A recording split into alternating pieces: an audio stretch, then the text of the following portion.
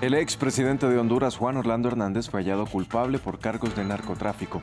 Aunque no se ha dictado una condena, el exmandatario podría enfrentar la cadena perpetua. Importantes figuras políticas del país centroamericano reaccionaron a la decisión.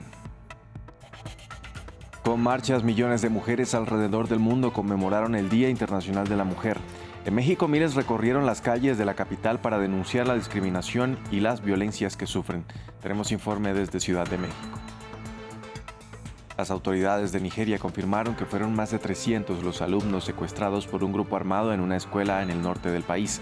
Por el momento, ningún grupo ha reivindicado el acto, aunque varias decenas de estudiantes han logrado escapar de sus captores. Hola, bienvenidos a una nueva emisión de noticias en France 24. Los saluda Andrés Mesa Muñoz. Empezamos con noticias sobre Honduras. El expresidente Juan Orlando Hernández fue condenado en Estados Unidos por cargos sobre narcotráfico y uso de armas de fuego. El exmandatario del país centroamericano estuvo en el poder desde 2014 hasta 2022 y en ese periodo recibió acusaciones de gobernar un estado que facilitó el envío de drogas a Estados Unidos. Si bien la sentencia se conocerá el próximo 26 de junio, la defensa advirtió que apelarán. Ramiro Cueva Alberena nos trae la historia. Juan Orlando Hernández fue condenado en Estados Unidos. Al expresidente de Honduras le bajaron el martillo en su contra por 3 cargos sobre importación de cocaína y portación de armas. Su sentencia está programada para el próximo 26 de junio. Esto dijo el fiscal federal Damian Williams. Juan Orlando Hernández tuvo todas las oportunidades de ser una fuerza para el bien en su Honduras natal. En cambio, optó por abusar de su cargo y de su país para su beneficio personal y se asoció con algunas de las organizaciones narcotraficantes más grandes y violentas del mundo para transportar toneladas de cocaína a Estados Unidos. Desde su salida del gobierno, Hernández, quien estuvo al frente del país centroamericano entre 2014 hasta 2022, se vio envuelto en problemas judiciales. 19 días después de dejar el poder, fue arrestado en la capital de Honduras para ser extraditado a Estados Unidos el 21 de abril. Ya durante su gobierno, tuvo acusaciones de facilitar el tráfico de drogas, denuncias que rechazó constantemente. Rechazo contundentemente, en nombre del pueblo hondureño, los injustos y falsos señalamientos de que Honduras es un estado que patrocina el narcotráfico o es un narcoestado. La familia Hernández tuvo un revés judicial cuando el hermano del presidente, Juan Antonio Hernández, fue hallado culpable por tráfico de drogas y sentenciado a cadena perpetua en marzo de 2021. Juan Orlando Hernández, que permaneció en el centro de detención metropolitano de Brooklyn desde su extradición, tuvo testimonios en su contra de traficantes condenados que afirmaron haber sobornado al exmandatario. Por su parte, la defensa adelantó que, sea cual sea la sentencia, buscaron una apelación. En Estados Unidos, el expresidente Donald Trump depositó una fianza de más de $91 millones, un poco más de los 83 millones que debe pagar a la escritora E. Jean Carroll por el caso de difamación.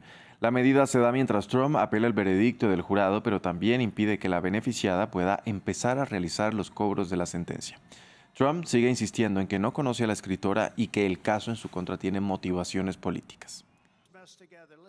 En otras noticias de Estados Unidos, el Senado logró aprobar el proyecto de ley de gastos solo pocas horas antes de que expiraran los actuales fondos y se produjera un cierre del gobierno. El paquete de $467 mil millones recibió 72 votos a favor y 22 en contra para financiar agencias gubernamentales en materia de agricultura, transporte, vivienda, energía, el programa de veteranos y otros, pero solo irá hasta el final del año fiscal que termina el próximo 30 de septiembre. Con pañuelos, maquillaje y prendas, las mexicanas pintaron de morado la capital del país. En un ambiente muy tranquilo, miles de mujeres recorrieron la principal avenida de Ciudad de México cansadas de la discriminación y la violencia. Una violencia que, lejos de acabarse, ha aumentado en los últimos 30 años. Nuestra corresponsal en México nos da más detalles de la marcha. La capital mexicana ya se tiñó de morado. Hoy los colectivos feministas decidieron reunirse en la glorieta de las mujeres que luchan. Y no es casualidad que aquí en este país la marcha sea tan masiva cuando se estima que cada día mueren 10 mujeres asesinadas por feminicidio, según cifras oficiales. No hay mujer en México que no tenga una historia de terror de contar, y si no la tiene es porque no la visibilizó, la normalizó, pero creo que es algo que tenemos que seguir avanzando, seguir poniendo las cosas sobre la mesa y sobre todo propuestas de qué podemos hacer. En pleno 24, la lucha por la igualdad se mantiene y los objetivos que se buscan alcanzar son la eliminación de todo tipo de violencia, el matrimonio infantil, la trata de personas, la explotación sexual. Y hoy varias asistentes hicieron un largo viaje desde varias partes de toda la República de México para estar presentes el día de hoy. Vengo aquí a representar a todas nuestras mujeres de la comunidad Apache del norte en Chihuahua, que pues claro ha sido una lucha muy larga desde que nos conquistaron hasta ahora. Pensaron que nos habían borrado del territorio, pero aquí estamos, aquí seguimos por todas nuestras abuelas, nuestras madres, todas las mujeres asesinadas. Estamos acostumbrados en América Latina a callar, a no hacer visible la violencia que se sufre en casa y normalizamos muchas cosas. A partir de que nos damos cuenta que nuestra voz también cuenta y que podemos vivir diferente, es que se van haciendo estas sinergias y estos movimientos para cambiar y que las generaciones que vienen atrás de nosotros puedan vivir en una vida más tranquila. Estas protestas se dan en un año electoral en que las dos principales candidatas son mujeres, Xochitl Gálvez y Claudia Sheinbaum. De fondo habrá varias reivindicaciones en un país en el que el 70% de las mujeres mexicanas han vivido por lo menos una vez en su vida una situación de violencia. Pasamos a la frontera terrestre entre República Dominicana y Haití, que sigue abierta a pesar de que el gobierno haitiano prolongó por un mes el estado de emergencia debido a los hechos violentos en el país. Como principales socios comerciales, un cierre no convendría a ninguno de los dos. Normalidad es lo que impera en la frontera terrestre.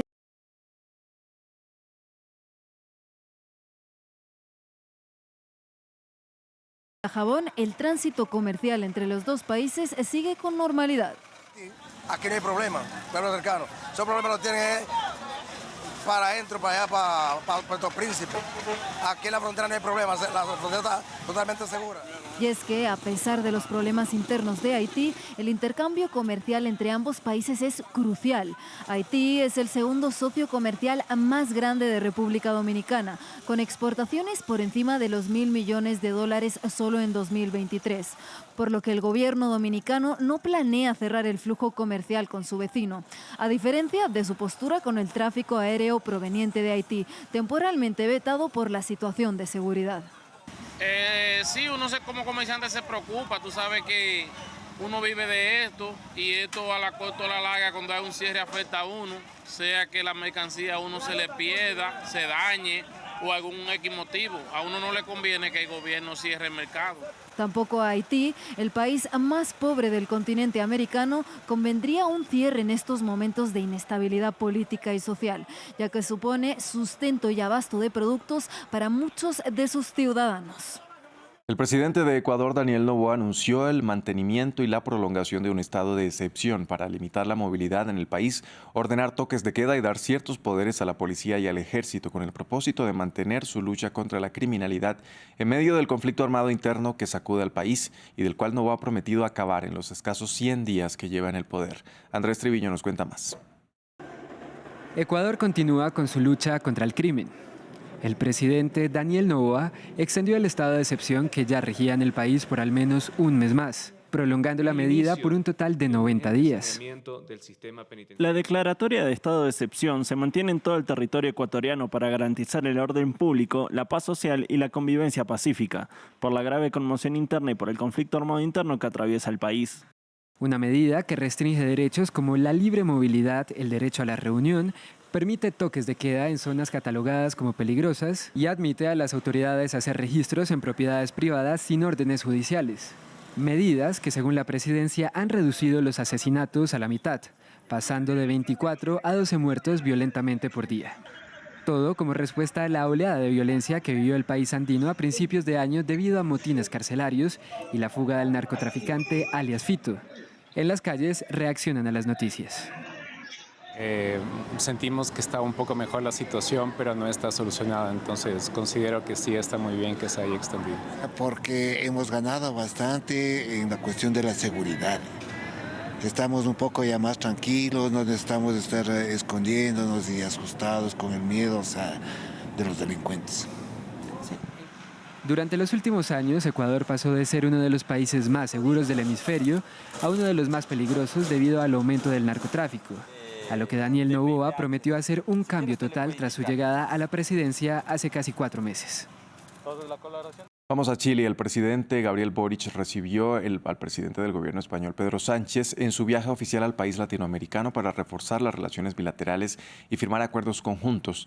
Durante el encuentro, ambos mandatarios discutieron sobre varios temas. Entre ellos, abogaron por un alto al fuego en la Franja de Gaza y también se refirieron a la guerra en Ucrania.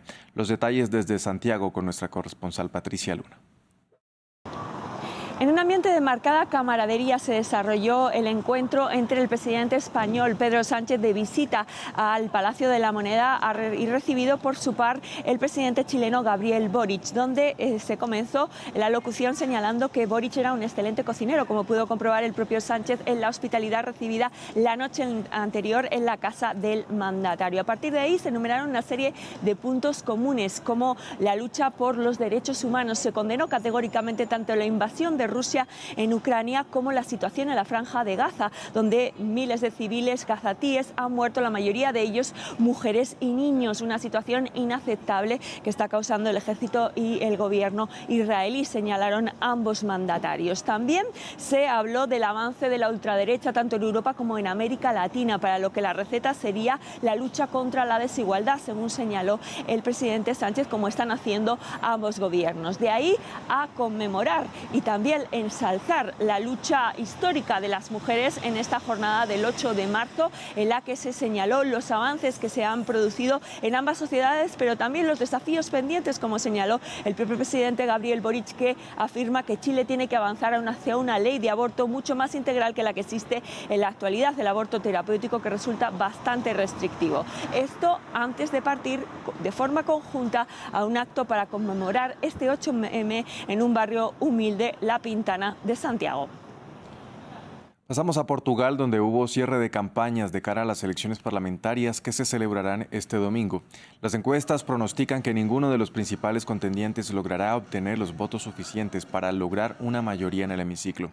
Estos comicios se celebran 2 años antes de lo previsto, convocados tras la renuncia del primer ministro Antonio Costa, objeto de una investigación por presunta corrupción. Continúa la conmoción en el norte de Nigeria, donde ya se confirmaron que fueron más de 300 los alumnos de primaria y secundaria secuestrados por un grupo armado. En las últimas horas, decenas de ellos consiguieron escapar y confirmaron que al menos 50 hombres asaltaron la escuela pegando tiros al aire. Por el momento nadie ha reivindicado la autoría del que es el mayor secuestro en Nigeria desde 2021. Cuando estaba corriendo, uno de los bandidos me estaba siguiendo, pero yo lo estaba esquivando porque él me estaba siguiendo en una bicicleta. Yo estaba corriendo alrededor, en busca de una manera de escapar. Logré cruzar la carretera y correr dentro de la selva. Regresé a casa desde allí. Y cerramos con una noticia que entristeció al mundo del manga. El creador de Dragon Ball, Akira Toriyama, murió a los 68 años producto de un derrame cerebral agudo, mientras continuaba trabajando en nuevos proyectos que ahora quedan inconclusos. Varios líderes mundiales reconocieron la contribución de Toriyama a la cultura popular con personajes que ayudaron a potenciar el género del manga en todo el mundo y que han perdurado durante generaciones. De esta manera despedimos este informativo en France 24. Gracias por acompañarnos. Los invitamos a que continúen con toda nuestra programación.